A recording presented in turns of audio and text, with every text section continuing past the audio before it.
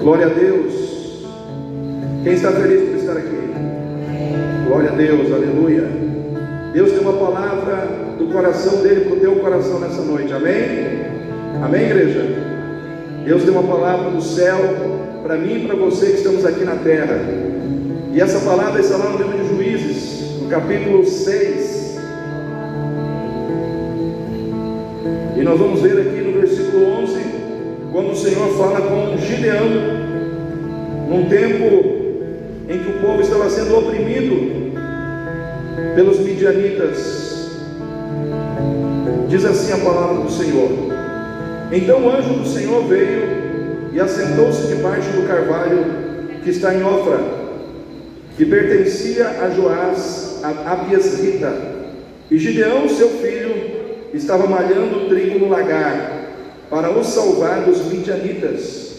Então o anjo do Senhor lhe apareceu e lhe disse: o Senhor é contigo, varão valoroso. Mas Gideão lhe respondeu: ai, Senhor meu, se o Senhor é conosco, por que tudo isso nos sobreveio? E que é feito de todas as suas maravilhas que nossos pais nos contaram, dizendo: nos fez o Senhor subir do Egito? Porém agora o Senhor nos desamparou e nos deu nas mãos dos midianitas. Então o Senhor olhou para ele e disse: vai nesta tua força e livrarás a Israel das mãos dos midianitas. Porventura não te enviei eu? E ele lhe disse: ai, Senhor meu, com que livrarei Israel?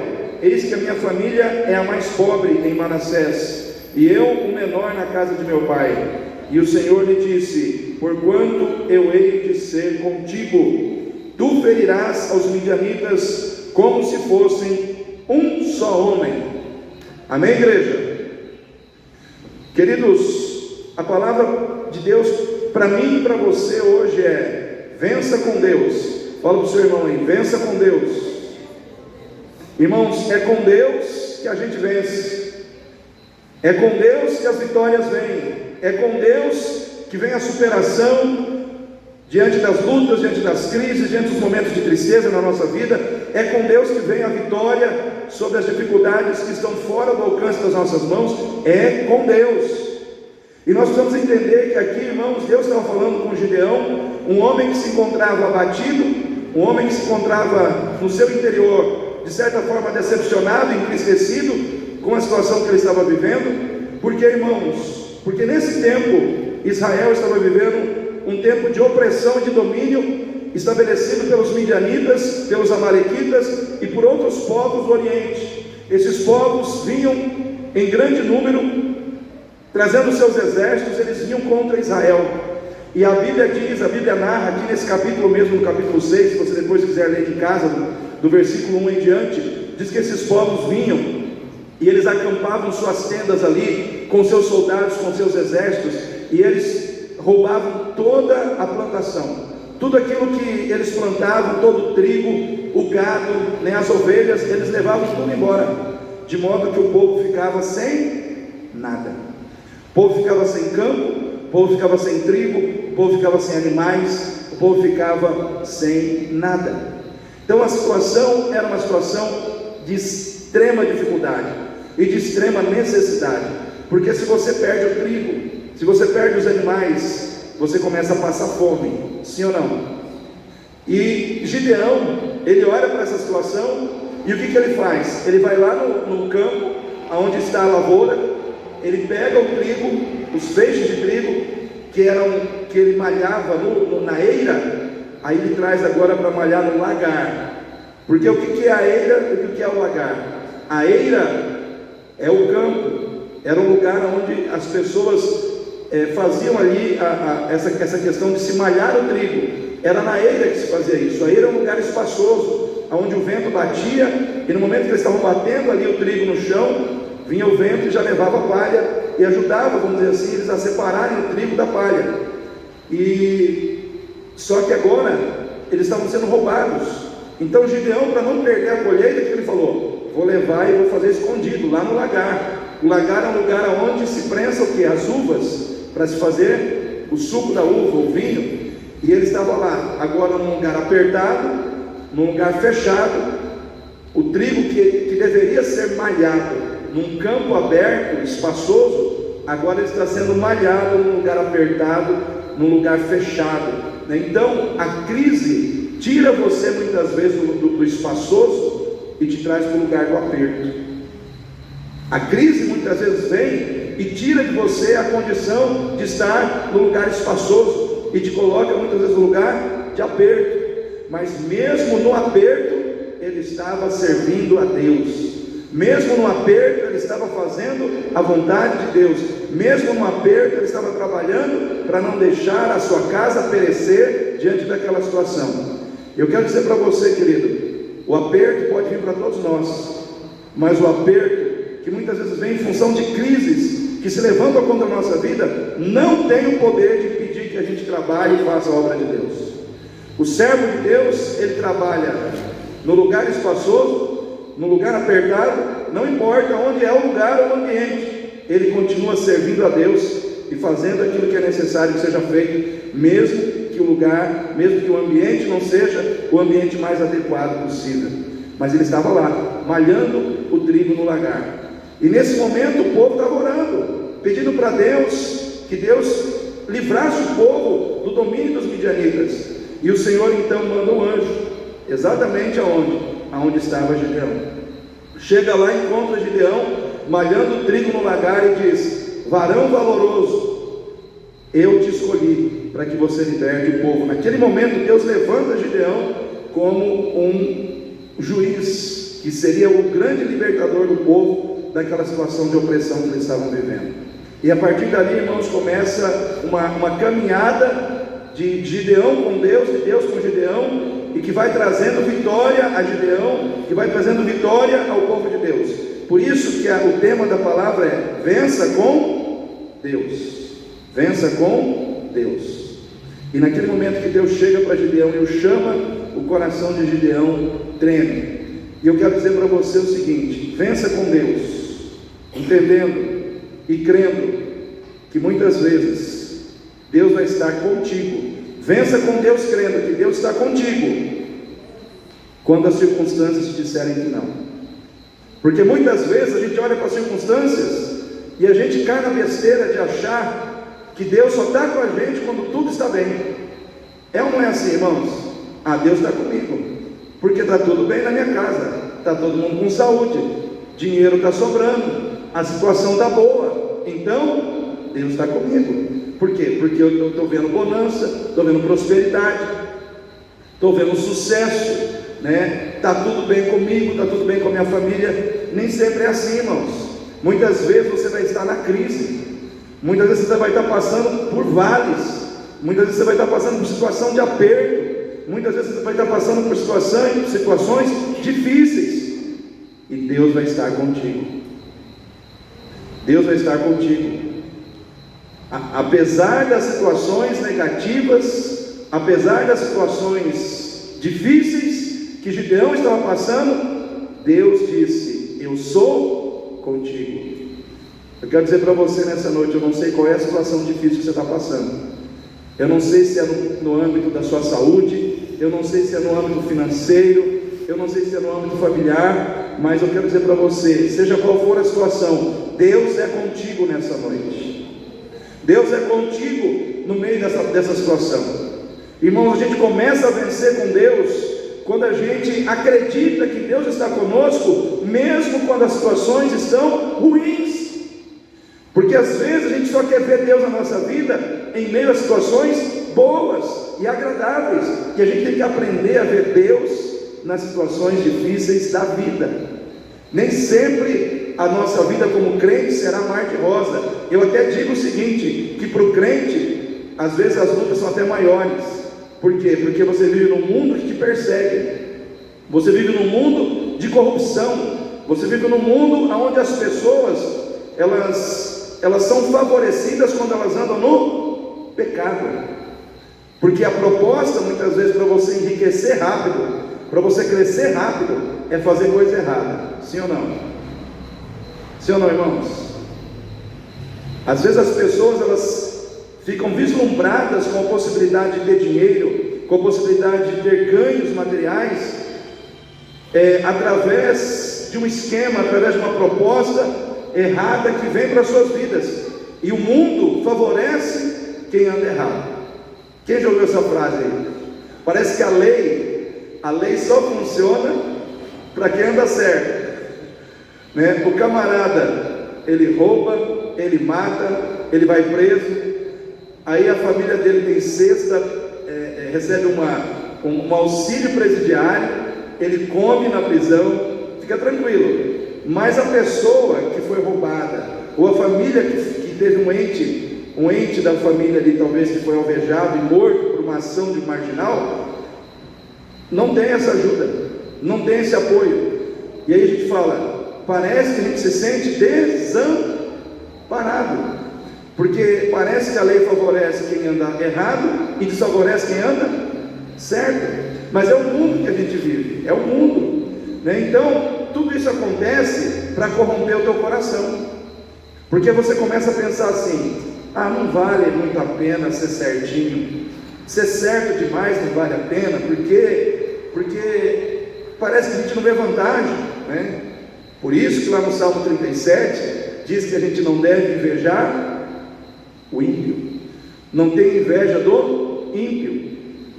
E lá no Salmo 37, acho que é um salmo de Asaf, a palavra vem para o adorador não invejar o ímpio. Por que não invejar o ímpio? Porque muitas vezes parece que o ímpio está vivendo melhor do que o justo. E o salmista, ele é tentado a invejar o ímpio, porque ele fala assim: o ímpio faz e nada acontece, ele comete crimes, ele comete ações que são desagradáveis no coração de Deus e prospera. E aí ele começa a dizer que tudo isso, de certa forma, vai entristecer o seu coração. Só que aí chega num ponto, ele diz assim: porém, tudo isso eu parei para repensar quando eu vi o fim deles. O fim deles. Aí ele começou a ver que o fim do ímpio era de morte e de destruição. Então o justo, por mais que ele sofra situações aqui na terra, o fim dele é de vitória e de salvação em Deus, amém? Então não fique olhando para as circunstâncias, olhe para o fim, olhe para o fim. Irmãos, creia que em meio a situações de dificuldade, existe um Deus que é contigo. A crise, por pior que ela seja, ela não tem o poder de impedir Deus de se colocar ao teu lado para te ajudar quando as coisas estão difíceis. Eu me lembro dos caminhantes de Emaús, que está registrado lá em Lucas, no Evangelho de Lucas. Aqueles homens, eles participaram ali em Jerusalém da crucificação de Jesus, eram discípulos de Jesus. Um deles se chamava Cleopas, e eles viram a crucificação de Jesus. Jesus foi morto, depois foi sepultado, e quando aconteceu tudo isso, eles entristeceram, porque eles esperavam que Jesus fosse o libertador de Israel do domínio político e militar dos romanos. E aí então eles estavam olhando para Jesus como aquele que viria para libertar a nação de Israel do domínio dos romanos, e eles criaram toda essa expectativa no coração deles. Aí de repente, quando eles olham lá e veem Jesus crucificado naquela cruz, é como se eles, todos os sonhos, todos os ideais de vitória que eles tinham no coração, fossem todos destruídos, ou todos os sonhos ruíssem, né? Tudo aquilo foi por água abaixo, e eles começaram a se afastar de Jerusalém.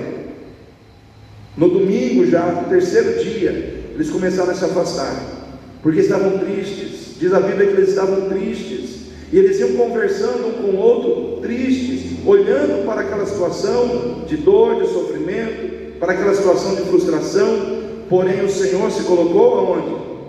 Do lado deles. Diz a palavra de Deus que enquanto eles iam caminhando, o Senhor Jesus mesmo, já ressurreto, vem e se coloca ao lado deles.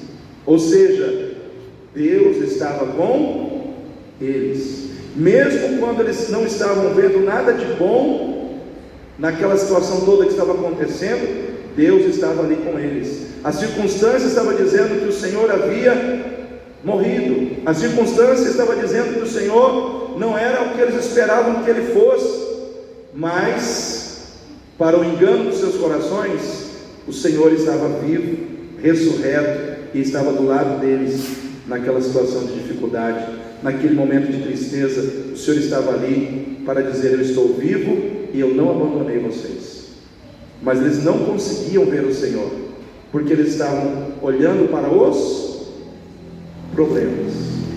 Às vezes, quando a gente olha demais para os problemas, presta atenção, quando a gente olha demais para os problemas, a gente perde a visão no sentido de contemplar Deus conosco. A gente só está vendo o problema e a gente não consegue ver a presença de Deus. Deus está do seu lado, Deus está te ajudando, Deus está te amparando, mas você não consegue ver, porque a sua visão está bloqueada em função dos problemas, os problemas que você está valorizando, os problemas que você está exaltando na sua vida. Eu quero dizer para você, querido, com problema, sem problema, Deus é contigo. Deus é contigo, né? Se você quer vencer com Deus, você tem que entender que você não pode ver Deus na sua vida só quando tudo está bem, quando os seus projetos estão acontecendo, quando os seus sonhos estão se realizando. E quando os seus sonhos não estão se realizando, e quando os seus projetos não estão se realizando, quer dizer que Deus não está contigo?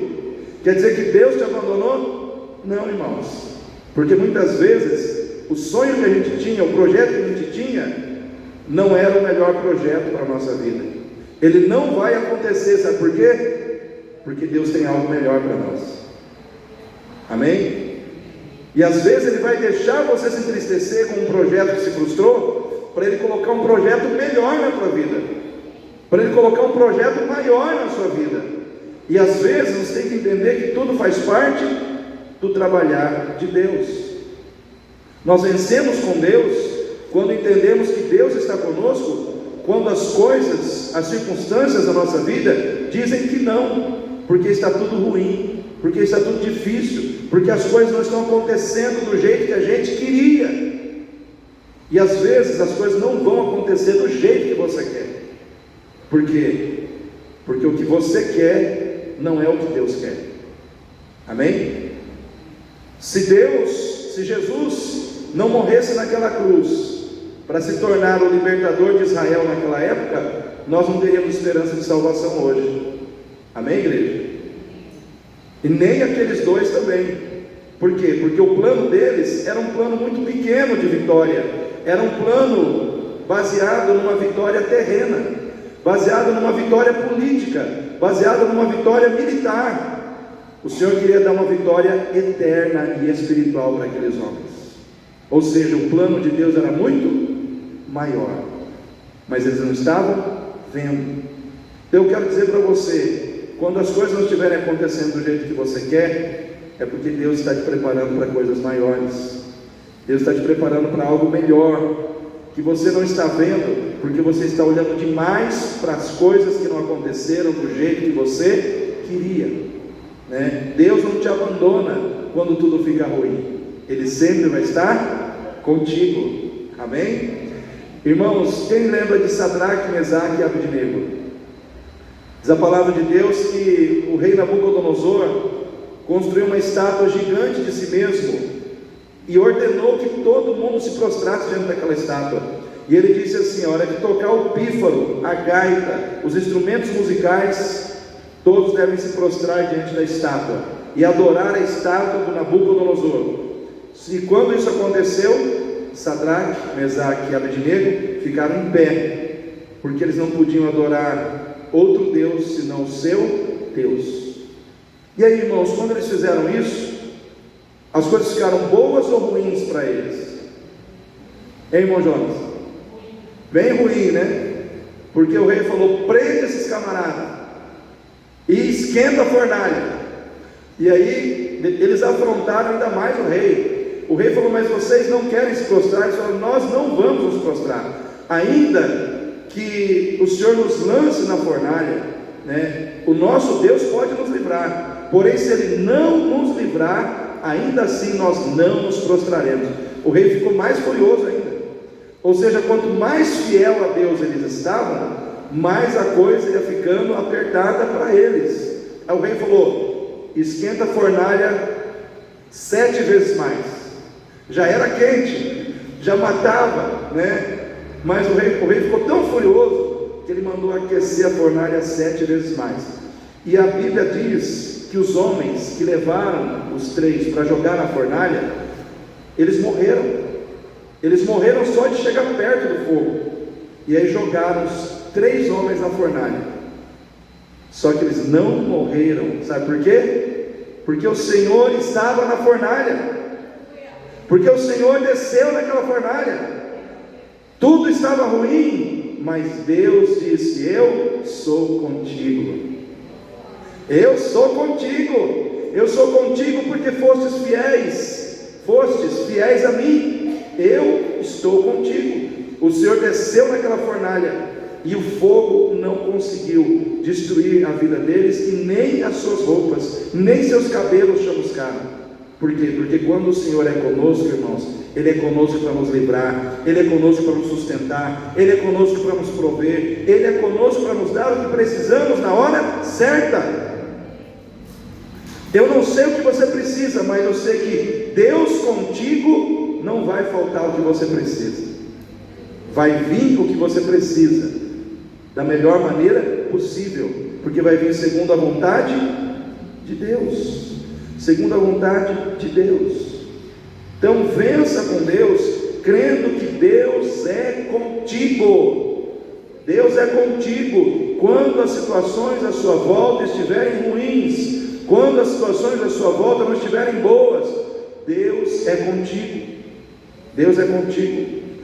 Vença com Deus, crendo que a chave da tua vitória, presta atenção, a chave da tua vitória, muitas vezes é lutar contra você mesmo.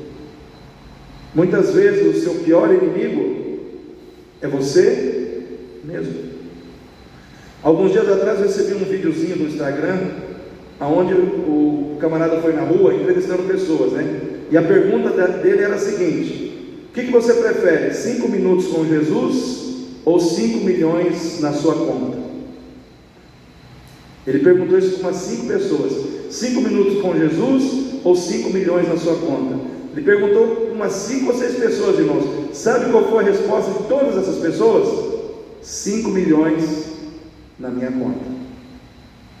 E aí no final, o pregador, né, que mandou fazer essa pesquisa, ele disse o seguinte: olhando para esse vídeo, a gente vê que o pior inimigo não é o diabo.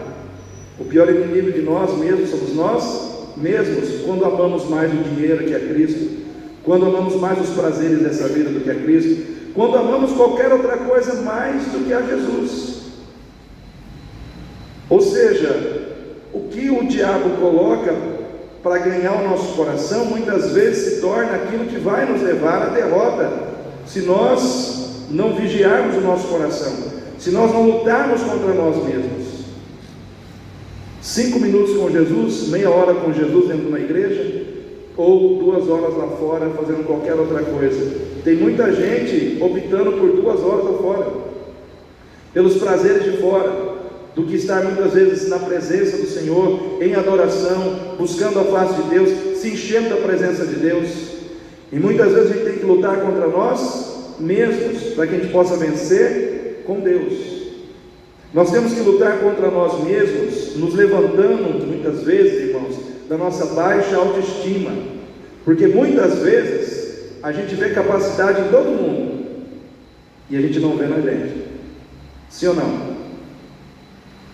Eu vejo capacidade no Gabriel, eu vejo capacidade no Jonas, no Ricardo, mas não vejo em mim. Ou seja, eu vejo que Deus pode fazer na vida do outro, na vida do fulano, do ciclano, mas não pode fazer na minha.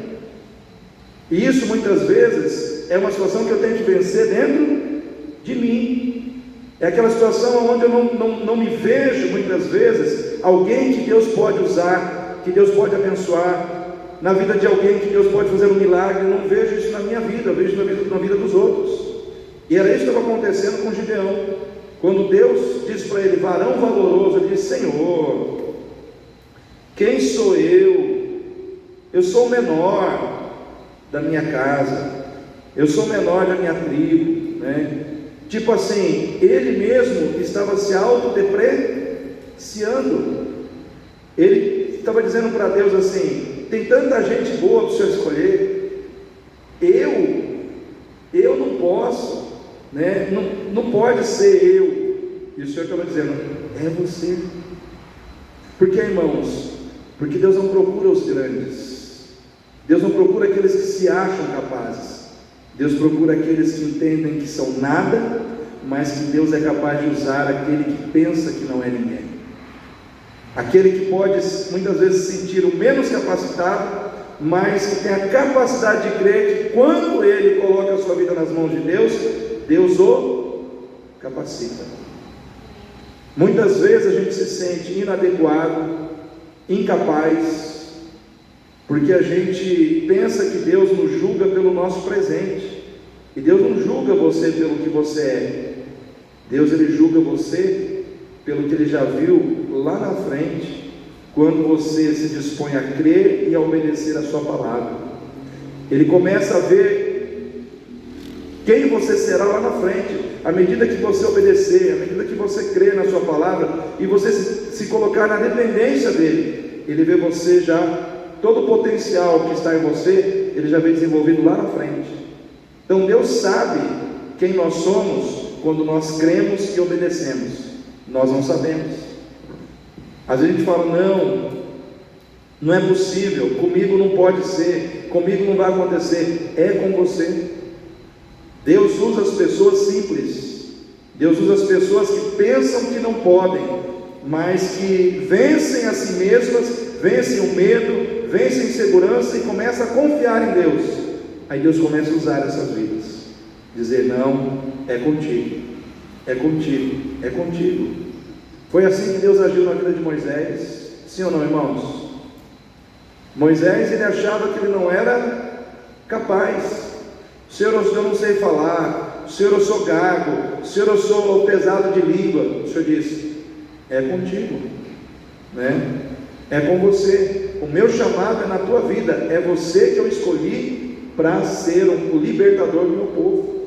E muitas vezes a gente tem que se vencer, porque às vezes a gente está achando que a gente não pode ser o que Deus espera que nós sejamos, irmãos. E eu quero dizer para você nessa noite: coloque a sua vida nas mãos de Deus. Deus vai te usar. Deus vai fazer de você um instrumento de bênção. Deus vai usar a sua vida, Deus vai usar os seus lábios, Deus vai usar todo o seu ser, se você depender dele. Amém, irmãos? Temos que nos vencer a si mesmos, vencendo a tendência de ficar revivendo as tristezas causadas pelas decepções do passado. Às vezes somos tentados a voltar lá atrás e ficarmos revivendo as tristezas do passado, as coisas que não aconteceram do jeito que a gente queria, as decepções, as frustrações. E era isso também que Gideão tinha que vencer. Olha só o que ele falou para o Senhor aqui. Ele diz assim: mas Gideão respondeu: meu Senhor, se o Senhor é conosco, por que tudo isso nos sobreveio? E o que é feito de todas as suas maravilhas que os nossos pais nos contaram, dizendo: não nos fez o Senhor subir do Egito? Porém agora o Senhor nos desamparou e nos entregou nas mãos dos midianitas. Em outras palavras, Gideão estava desabafando com Deus, dizendo: Senhor, o que é feito das situações lá de trás? Por que nós nos tornamos presa? Por que nós nos tornamos escravos dos midianitas? Por que o Senhor permitiu? E ele começava a voltar lá atrás e deixar as tristezas do passado atuarem no seu coração no presente. E isso estava impedindo ele de dizer sim para Deus. Ele precisava dizer sim para Deus, mas ele ficava voltando lá atrás, olhando para as coisas lá do passado, olhando para o desamparo, para as situações que ele vivenciou lá atrás. E o Senhor estava chamando ele para viver algo novo no presente, mas ele não conseguia viver algo novo no presente, porque ele estava amarrado no passado. A minha pergunta para você: tem alguma coisa no seu passado que está te impedindo de viver um presente novo com Deus? Tem alguma coisa no seu passado que tem te amarrado lá atrás que tem colocado no seu coração um sentimento de perda, de frustração, e que tem impedido você de viver algo novo com Deus hoje? Se tem, é hora de você deixar o passado no passado. Porque, irmãos, vencer a nós mesmos representa muitas vezes vencer as situações do nosso passado, que nós muitas vezes somos tentados a trazer para o presente, e aí a gente não consegue viver no presente o que Deus quer para nós hoje. Deus tinha um plano de vitória para Gideão, mas ele estava relutando de entrar naquele plano. Por quê? Porque ele ia para o passado, ele ficava no passado, e aí ele teve que se vencer. E às vezes nós temos que vencer a nós mesmos, parando de reclamar do nosso passado, para poder ouvir a voz de Deus e receber as estratégias para a gente vencer hoje. Amém? Quem quer vencer hoje? Então para de reclamar do passado e comece a ouvir a voz de Deus para receber as estratégias que Ele vai te entregar para você vencer hoje. Vencer hoje. Porque Deus quer que você vença hoje. O passado já foi, você não pode mudar, não tem como você voltar atrás e desfazer coisas que foram feitas, mas hoje você pode reconstruir algo novo com Deus. Amém? Hoje você pode fazer algo novo. O seu passado não pode ser mudado, mas o seu presente, o seu futuro pode, a partir do momento que você colocar sua confiança no Senhor e fazer as coisas do jeito que Ele está te pedindo para fazer. Aí as coisas começam a mudar. Precisamos parar de reclamar. Deus ouviu a reclamação de Gideão, mas Ele insistiu com Gideão. Então o Senhor olhou para ele e disse: vai nessa tua força e livrarás Israel das mãos dos midianitas.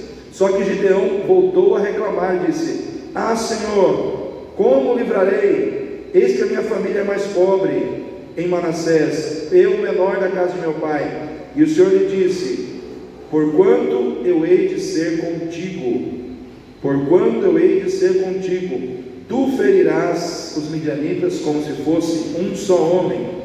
E aqui no versículo 14 diz assim: o Senhor olhou para ele e disse: porventura não te enviei eu? Porventura não te enviei eu? Em outras palavras, sabe o que o Senhor estava dizendo para ele? Está dizendo para nós: levanta a cabeça e avança, porque quem está no comando sou eu. É eu que estou no comando da sua vida. Eu não te mandei, eu não te enviei, então eu te sustentarei. Eu não te mandei, eu não te enviei, então eu te respaldarei, porque eu estou no comando. E muitas vezes, irmãos, nós temos que entender que é Deus que está no comando. Por isso a gente vence, por isso a gente avança, por isso a gente não pode se entregar aos problemas. Por quê? Porque Deus está no comando da nossa vida. Quem está no comando da sua vida não é o diabo. Quem está no comando da sua vida não são os problemas. Quem está no comando da sua vida não é o mundo. Quem está no comando da sua vida é o Senhor, o Deus Todo-Poderoso. É Ele que está comandando. É Ele que diz: eu te enviei, então eu estarei contigo. Então eu quero dizer para você, querido, em Cristo Jesus, todos nós estamos como enviados de Deus a essa terra. Então a promessa que Deus fazia de forma muito particular para algumas pessoas no Velho Testamento, ela está sobre todos os crentes hoje, porque todos nós temos o Espírito Santo, todos nós estamos debaixo da eleição de Deus, todos nós estamos debaixo do propósito de Deus de abençoar e sermos abençoados. Então quando Deus te envia, Ele também te respalda. Então Deus enviou Gideão, Ele disse: vai nessa tua força, eu te enviei e eu serei contigo. Eu serei contigo. Amém, igreja? Vença com Deus, levando a sério o chamado de Deus, porque dele depende sua realização e o seu sucesso pessoal. Irmãos, Gideão não era ninguém antes dele servir a Deus. Ele era um homem que estava lá guardando trigo no lagar. Ninguém o respeitava, ninguém reconhecia ele como líder. Ele estava lá, escondido.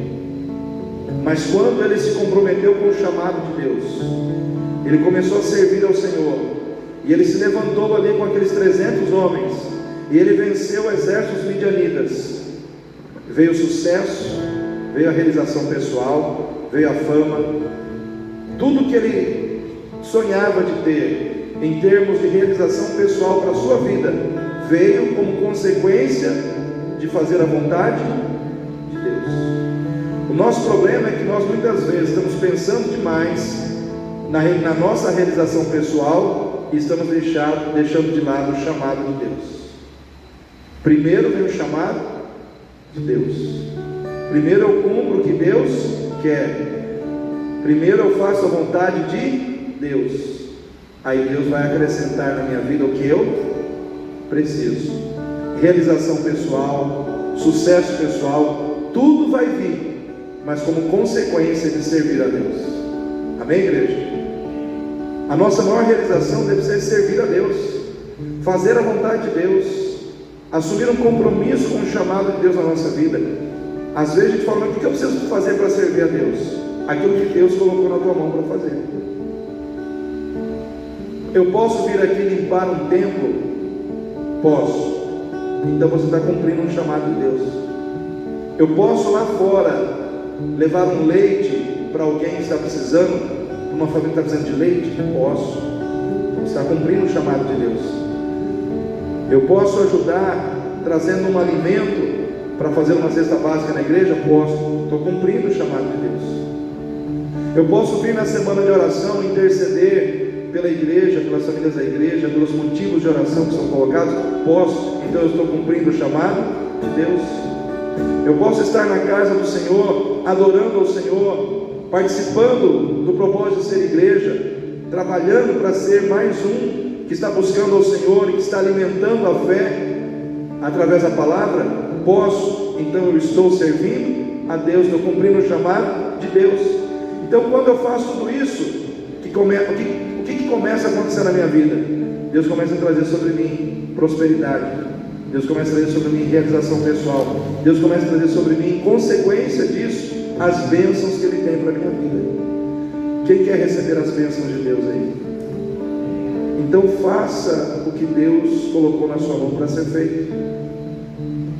Deus chamou Gideão para conduzir o povo. A missão dele era essa. Qual é a tua missão? Qual é o teu chamado? Né? O que Deus te chamou para fazer? Pastor, eu sei o que Deus me chamou para fazer. Então faça. Porque por trás desse chamado tem bênção para a tua vida. Por trás desse chamado tem realização pessoal para a tua vida.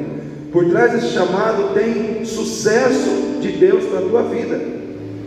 Quando você serve a Deus, indiretamente você está trabalhando para Deus te servir. Amém, igreja? Quem serve a Deus será servido por Deus. É uma troca, né? Eu sirvo ao Senhor, o Senhor me serve. Eu sirvo ao Senhor e Ele, como Senhor da minha vida, tem prazer por amor em me servir nas minhas necessidades. Não é que Ele se torna meu servo, é que Ele me recompensa pela atitude de fé, de dedicação a Ele. Então eu começo a me dedicar a Deus, eu começo a receber das mãos de Deus as bênçãos que Ele tem para mim.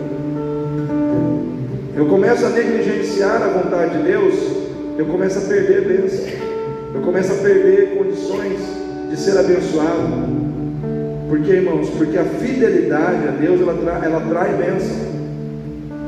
Quem quer ser abençoado aí? Seja fiel a Deus. A Bíblia diz: foste fiel no pouco, sobre o muito te colocarei. Mas para você ser colocado sobre o muito, você tem que ser fiel aonde? No pouco. Então a fidelidade, ela te leva à prosperidade.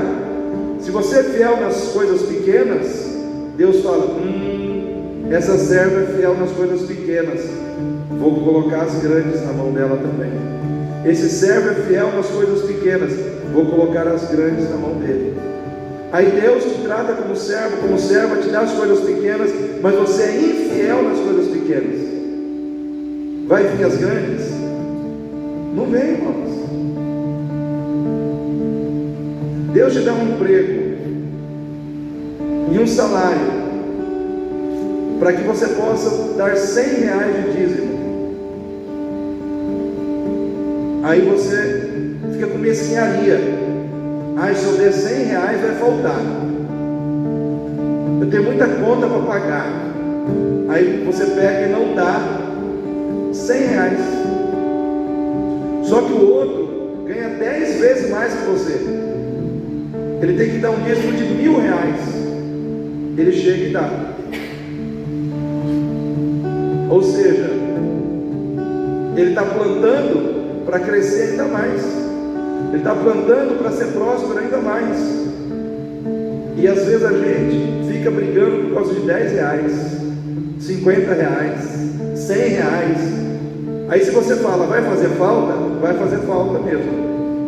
Por quê? Porque você não está agindo por fé.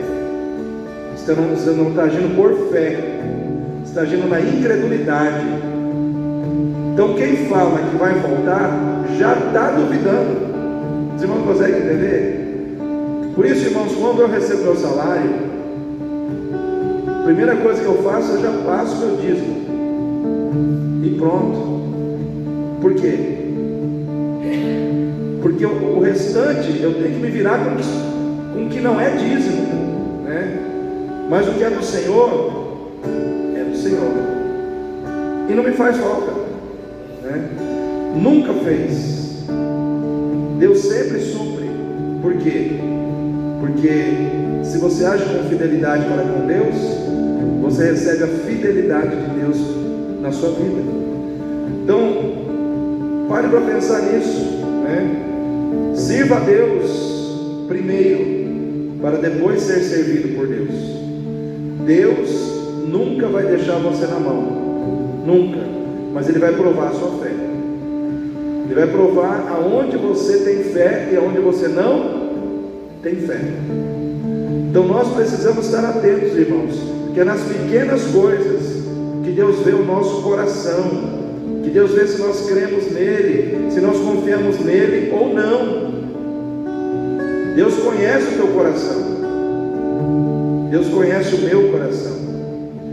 Então seja fiel no pouco, que a palavra de Deus diz, sobre o muito te colocarei. Então um crente que ganha R$1.000 por mês e é fiel nos seus R$1.000, Deus fala, opa, esse aqui eu posso dar um salário de 5.000 para ele. Foi fiel no pouco, vai ser fiel no muito. E assim sucessivamente, porque Deus quer que a fidelidade seja algo presente na nossa vida. Assim como Deus é fiel, irmãos. Vou perguntar, Deus é fiel? Quem acredita que Deus é fiel? Levanta a mão. Se Ele é fiel, Ele quer que você seja infiel ou que você seja fiel.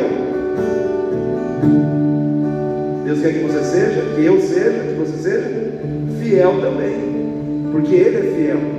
Se Ele é fiel, nós também temos que ser fiéis a Ele, né? Nós temos que ser fiéis a Ele.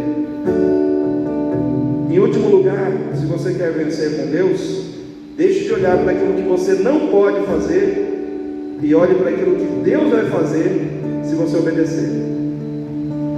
Não fique olhando para o que você não pode, olhe para aquilo que Deus pode fazer.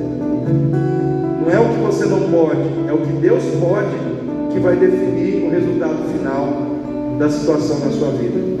Se você olhar para aquilo que você não pode, você para. Mas se você olhar para aquilo que Deus pode, você avança. Porque Deus pode todas as coisas. E nele nós podemos todas as coisas. Como disse o apóstolo Paulo, posso todas as coisas naquele que me fortalece. Então se você olhar para Deus e caminhar olhando para aquilo que Deus pode fazer, não vai ter nada que vai parar você. Você vai avançar, as coisas vão acontecer, as vitórias vão chegar, você vai vencer com Deus. Vai ter inimigos grandes no teu caminho, mas eles serão vencidos. Por quê? Porque você está lutando com Deus, e você vai vencer com Deus. Amém? Vamos ficar em pé nesse momento.